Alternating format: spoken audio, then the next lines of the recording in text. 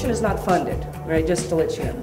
And so CCJRC raised a little money and hired a national researcher to answer some basic questions to help guide the commission, and to be honest, to better educate us in our work. It's called Correctional and Sentencing Reform for Drug Offenders. You can get it for free on our website, which is www.ccjrc.org, but it's got a lot of great information. But I just want to give you some of the top lines.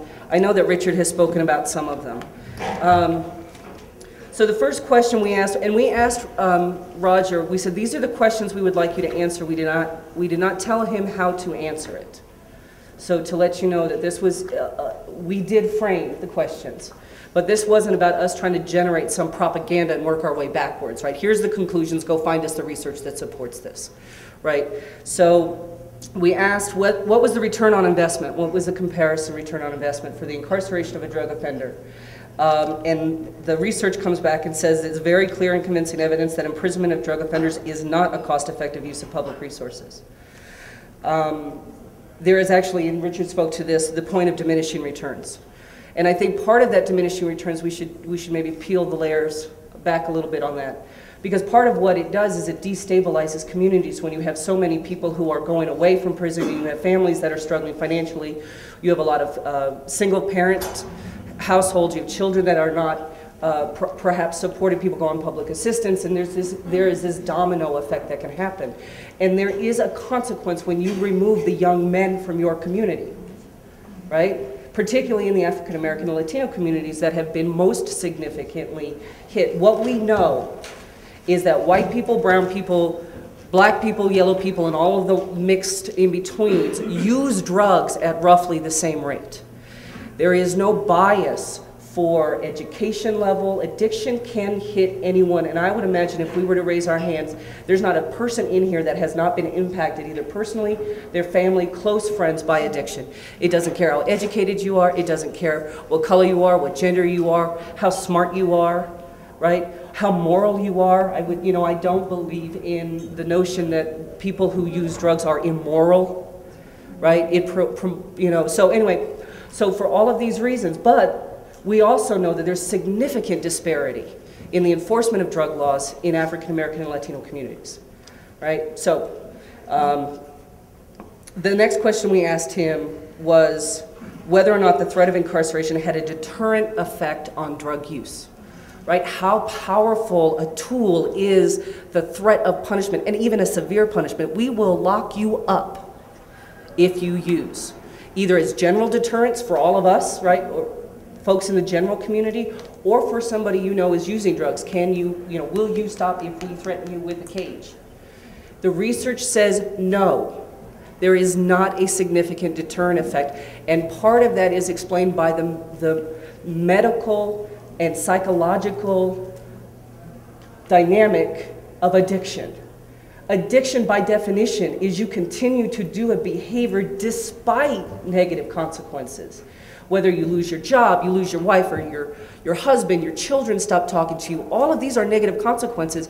And when you're in an addiction cycle, you are not able to stop, even in the face of incarceration as a deterrent, so as a consequence. So that's part of the where we see the threat of incarceration being so unable, really, to be an effective tool in this. The next question we asked him was whether or not does the threat of incarceration have a deterrent effect on drug distribution? Right, because I know that the drug policy task force only put forth, or the commission only approved recommendations related to low-level possession and use, and really trying to get people who had issues with addiction.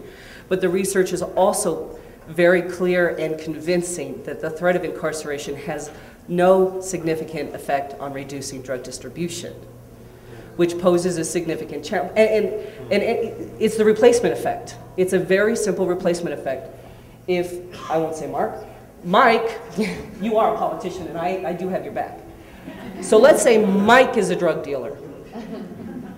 Mike is successful because look how spiffy he looks. Did you get a haircut for tonight? So Mike's a drug dealer. Mike gets arrested. Before Mike is in jail, Richard's in his corner. Right? Because as long as there is a demand, there will be a supply. Right? Now, price might be different and stuff like that.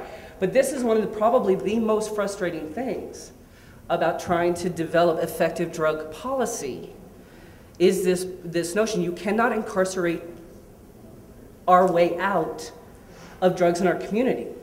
What does the research tell us about desistance of crime? What are the variables that impact the desistance from crime? Family and work. Family and work. What we call them in our world are these informal social controls. We rely on the criminal justice system to provide us with a formal system of social control. It's a very powerful system. But desistance from crime, what influences people to stop committing offenses, primarily is around employment and family, particularly for men if they're married, right? We're the glue, what can I say? Education and, of course, reduced drug use. But many of the things that we are actually doing is counterproductive to what the research is indicating supports desistance, right? Incarceration destroys families, breaks up families. You have children, particularly for women. We don't talk much about women in the criminal justice system. We don't talk much about women in prison, right? But women's rate of incarceration has actually been growing at a faster rate than men's. Historically, we're now slowing in a trend and actually decreasing right now. But that was, and most of these women are going to prison around nonviolent offenses, and they're going primarily around a drug offense. The majority of women in prison are single mothers. So the question becomes, what happens to a child or children when a mother goes to prison? And it's usually been off the radar screen, right? I was a court-appointed special advocate as a volunteer for 10 years in Boulder County. So this was sort of a merging of my two passions, right? Women who go to prison are much more significantly at risk of permanently losing their children, right? So the collateral consequence for them being a drug addict is that they have their parental rights terminated, for many, not for all, but for many.